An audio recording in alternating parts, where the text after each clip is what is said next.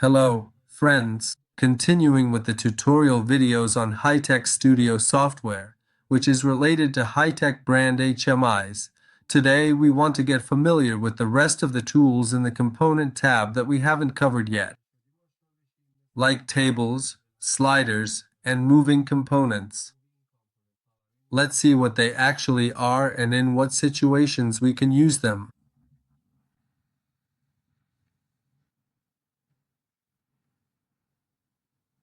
So, the first thing we're going to get familiar with today is the moving components. If we want to move an object in the program we've written, during the program's execution or while it's running, we need to use moving components.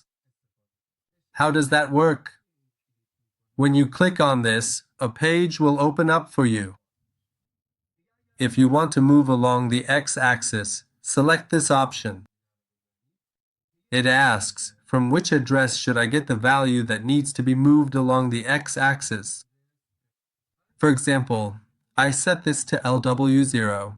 I specify that the value to be moved along the x-axis will be set at address LW0, and the value to be moved vertically along the y-axis will be set at, for example, address LW1. I click OK. For example, I place my object here, and I go to the indicator light and turn it off. I also bring in a different graphic. For example,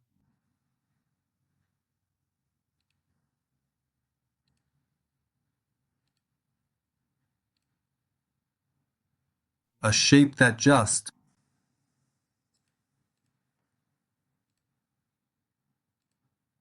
I just change its color.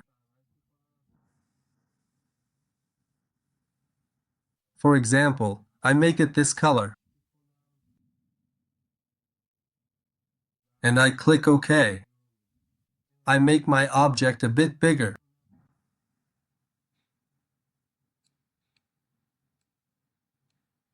OK, so here I've brought in two addresses.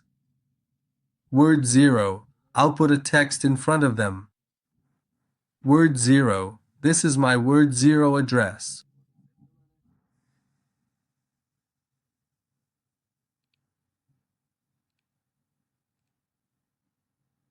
I make a copy of it, and this one is my word 1 address. Word 0 is for the displacement value in the x direction, and word 1 is for the displacement value in the y direction. That means if I give a value to word 0, my object will move that amount in the x direction, and if I give a value to word 1, it will move vertically in the y direction by exactly the amount I set. Alright, now I'm going to bring my object and place it on this conveyor. Let's say we have a conveyor. We want to see our object's movement on it. For example, this feedback could come from the encoder. It could be from a displacement sensor or anything else that gives us a value, and with that value, we can see exactly what mechanical position our object is in right now. We need to set this scale in our project. Now, since I don't have a displacement sensor or an encoder, I'll go to the timer section. Just like we learned in the previous session, I add one in the timer tab. I say, whenever my LB0. Here, I set LB0 for starting it. LB0 on, and I also set one for stopping it. LB0 off, I set a general command for it. I set the address for the general command. LB1. If my LB1 is activated, my LB0 should turn off, and no matter what state the system was in, it will stop right there and no one will be able to start the system again, because the general command, OK. So I assigned my LB1 to the general command, and I also added a 2-position switch so I can set it to local or remote. For example, if it's set to remote, The operator can send commands to the system from the HMI, and if it's set to local, then the system can be started either by a contactor or in any other way it's set up. And I set it up in such a way that no one can switch between local and remote modes while the system is running. That means, at the very beginning, when my LB0 was off, the operator has to specify the mode, either local or remote. That's how I set up its configuration as well. I assigned LB2 for the 2-position switch and set up its control setting. When my LB0 is off, meaning the system is in stop mode, you can change the 2-position switch, either set it to local or remote mode. So, the condition for the 2-position switch to work is that my LB0 must definitely be off. Alright, so I have a start push button, a stop push button, an emergency button, and a 2-position switch that determines whether it's in local or remote mode. Now, in the timer section, I specified that I added one. I added this and said, if my LB0 turns on, which is my start push button, then every 1 second, add 1 to my LW0 address. LW0 is related to movement or shifting on the x-axis. Alright, I confirm this. This one is okay too. So, I set a condition for this as well. In its display.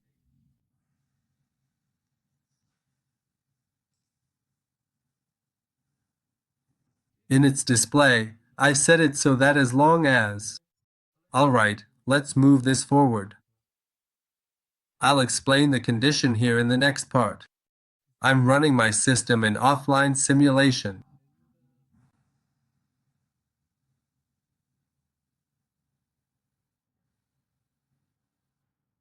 Okay, right now my object is at the 0 point. My LW0 is 0. My LW1 is also 0.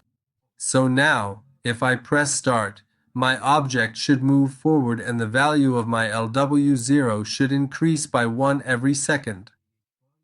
Alright, I'm pressing start.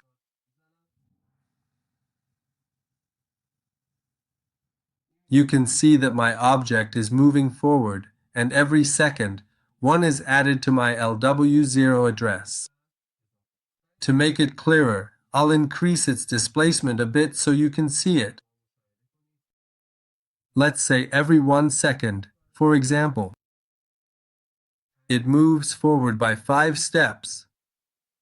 I'll set this to 8 instead of 1. I click OK. I'll run the offline simulation again.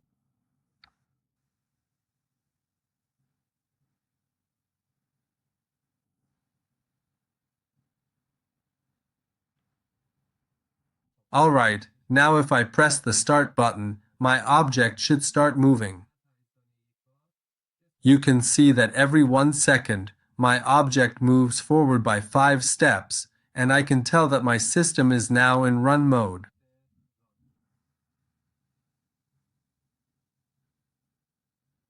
If this were a real system, we could determine the amount of displacement from the pulses sent by the encoder or from the displacement sensor we have, and read the value of the low zero. Right now, since we don't have any physical components here and there's no sensor or encoder, we've set it up ourselves so that every 1 second, 5 units are added to the low zero value, and my object moves forward by 5 units. Now, if I press stop in the middle of the process, you'll see that the value no longer increases. My object stops right there. If my system is running, I can't change the local/remote mode. I had set the condition so that I could change it only if my LB0 was stopped, and if I press the emergency button, you'll see that I can't run my system anymore. I have to get it out of emergency mode and then my system again. Start it. Now, if I set my LW0 to 5, LW1 will move up by 5 units. It moves downward. Again, for example, if I set it to 10, it will go down another 5 units. See? So, LW1 is for movement in the Y direction, meaning vertical, and LW3 is for movement in the horizontal direction, or the X-axis. Alright, but continuing with the Component tab, the Sliders section. Look, if we want our operator to be able to set a value without having to enter it, meaning without pressing enter, clicking the invisible keypad, and entering a value. Click again and want to change a value from an address by dragging a lever. We use sliders for this. For example, I assign the address LW100 to this slider. You see, a slider appears for me on my screen. I'll make it a bit bigger. I click on it. I adjust some of its settings. Okay, its address is LW100, and its value ranges from 0 to 100, minimum 0, maximum 100. Now, it asks if you want to have a scale displayed above it or not. I say yes. I enable the display scale option. Alright, I'll make the fonts bigger. For example, I'll set it to 20. How many scale divisions should be shown on the screen? For example, I'll set it to increments of 5, each scale mark. Alright, to make it take up less space, I'll set it to 10, so each scale is in tens, meaning 5 tens. 10 increments of 10 make 100. Okay, these as well. I'll set them to 5. That means I'll divide the range from 0 to 10 into 5 sections. Alright, I'll change its color too. For example, I'll make it red. Okay, I've set the numbers to red. I can also change the background color. For example, I'll make it yellow and transparent. Okay. So now I have a slider. I'll also make the scale and the background scale a bit bigger. Same goes for the slider.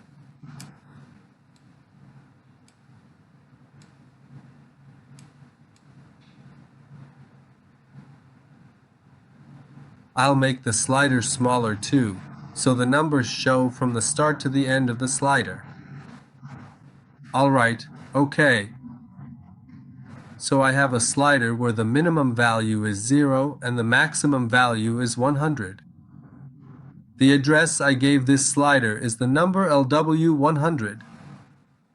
Alright, I'm going to bring in a numeric input here.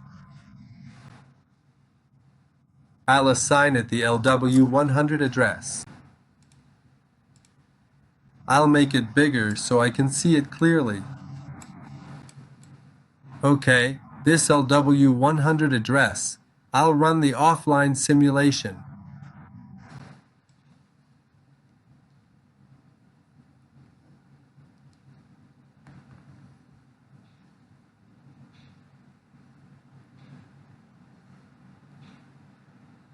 I'm going to page 2. Alright, now you can see that I have a slider here that's set at 0, so the value this slider is sending to the LW0 address is 0. If I move the slider up to 10, you'll see that the value of LW0, my LW100, changes to 10. So, if I want to change the value of an address on the page by dragging my finger, I use sliders in the HiTek Studio software. Now, let's say I set its maximum value to 50.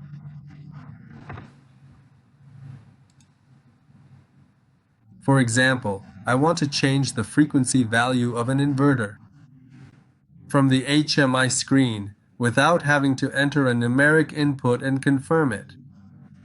Just enter the number. I want to change the inverter's frequency value by dragging my hand, by dragging my finger. Right now, for example, the inverter's frequency value is 0. By dragging this slider, for instance, I set it to 5. You can see that the value of my LW100 address changed to 5. So, to make our job easier and change the value of an address just by dragging a single finger on the HMI screen, we use sliders. We can set upper and lower limits for them. We can adjust the size, scale, and other settings available in the software. So now we've gotten familiar with sliders as well. But the last part in the Components tab is Tables. Here, I've brought in a table. When you click on the table, a page like this opens up for you. It asks whether you want your table to be cell by cell, meaning cell-based, or if you want it to be row-based, or maybe column-based. I choose cell by cell. What's the use of this? For example, I want to see which position I'm in on this conveyor belt right now. I've divided it into 4 sections: position 1, position 2, position 3, and position 4. So, what will their addresses look like? When you select by cell, you have to specify a position here. So, I assigned address LW10 to this. It says LW10 is the address for specifying the row of this table. LW11 is the address for specifying the column of this table. So if you set LW10 to 0, it becomes row 0. If you set LW11 to 0, it becomes column 0. If you set either 1 to 1, if LW10 is 1, it becomes row 1. If LW11 is 1, it becomes column 1, meaning position 4 in terms of row and column. The first address is LW10, the address related to the row 0, row 1, and the address related to LW11, which is for our columns, meaning column 0, column 1. You can also specify the number of rows and columns here. I said I want 2 rows and 2 columns. Alright, I also set its color to green. Now, you can set any other color you want. I also set the border color to black. Alright, I'll confirm it. Here, we said the LW0 address is for horizontal movement, the x-axis. The LW1 address is for vertical movement, the y-axis. Okay. Now, I'll go into the timing data transmission. Alright, I want to know if the value of my LW0, which is my x-axis, is between 0 and 100, then I'm in position 1. If it's between 100 and 200, I know I'm in position 2. If it's between 200 and 300, position 3. And if it's more than 300, I know I'm in position 4. So, how should we look at these here? My address was LW0, right? I say, if my LW0, let's start from the bottom. I say, if my LW0 is less than 100. Alright, I'll go to the Notification tab either after writing or before writing. It doesn't matter. Okay. I say, if my LW11 is 0, that is, if it's on row 0, and also, if my LW10 is 0 as well. So, what I want is, If my LW0 is less than 100, I'll know that in position 1, position 1's row and column correspond to LW10 for the row and LW11 for the column, so I set these to 0. Alright, next, I want to check if it's between 100 and 200. I set the trigger condition so that if my LW0 is greater than 100 and less than 200. So what should we do this time? This time, set LW10 to 1. LW10 is for the row, meaning row 1. Next, I say if my LW0 is greater than 200 and less than 300. So what should we do this time? This time, set my LW10 to 0. That means I know I'm at row 0 and column 1. So I need to set LW11 to 1. So LW address 0 corresponds to LW10 corresponds to rows. Row 0, row 1 and address LW11 correspond to the columns. Column 1 and column 2. I left it the same for those larger than 300. Now I put 300 and 400. LW turns 11 into 1. That is, so I know I'm in column 1. And also set LW10 to 1. Meaning, I know I'm in row 1. Column 1, row 1, which means position 4. Okay. And here I set another condition for it. I said if my LW0 becomes greater than 730. I measured this part here. So what should we do? Go ahead and write. Write 0 into LW0. What I did here in this option is this. I said I measured this part here. I saw that here it becomes 730. I said if my LW0 reaches the value of 730. Clear this and reset my LW0 to 0 again, meaning my object returns to the starting point. Okay, now I'm running this in offline simulation.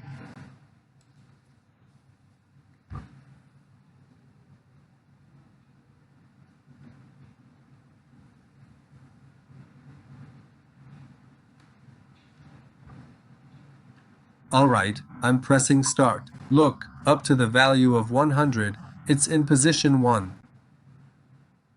As soon as it passes 100, up to 200, it's in position 2. From 200 to 300, it's in position 3. And from 300 to 400, above 300, it's in position 4. As soon as my LW0 reaches the value of 730, the object I have here on the conveyor comes back to the start of the line and begins moving again. Alright, now it started again. It comes and reaches address 730. It starts again from the beginning and returns to position 1.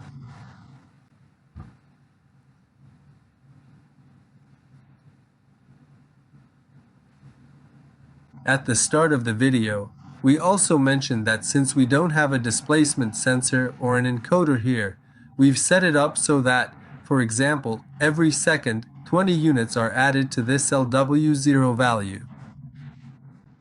Now, this value can be read from a PLC or from another device. You can see that it returned and came back to its starting point. And now again, since our number is greater than 300, I want to stop it at position 4.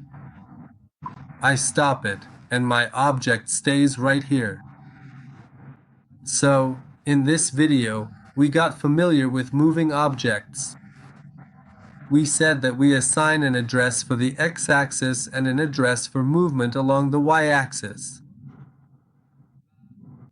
And we also got familiar with sliders. We said that if we want to make things easier for our operator, and they want to change the value of an address by just dragging a finger across the screen, they can use sliders. We assign an address to the slider so we can see that value there. The next thing we learned was about tables. We said that here, we can examine tables based on rows and columns, or cell by cell. If we select the cell option in this project we've done, the address we go to becomes the first address. The address related to the row of this table is the second address, meaning if you set LW100, LW100 becomes the address for the row. The address related to the row, LW101, becomes the address. The address related to the column, row 0, column 0, row 1, column 1. That is all. Thank you for watching.